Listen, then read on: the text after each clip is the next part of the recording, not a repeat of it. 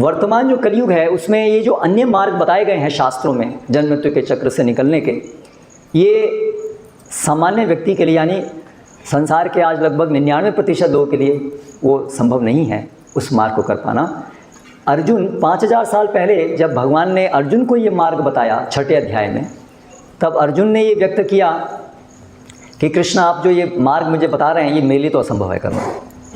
तो इससे हम समझ सकते हैं कि सामान्य व्यक्ति के लिए यानी हम सभी के लिए वो योग मार्ग, क्योंकि उसमें तो केवल ब्रह्मचर्य ही रहना होगा, वो वैवाहिक जीवन वालों के लिए तो है ही नहीं, वो उसमें एकांत में जाना होगा।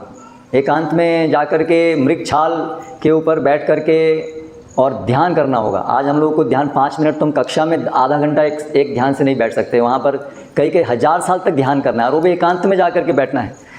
तो हम तो इतने डरे रहते हैं एकांत में, वहाँ कहाँ बैठेंगे, संभव नहीं है ये सब चीज़ें। तो इसीलिए कलयुग में तो वो सब संभव नहीं है।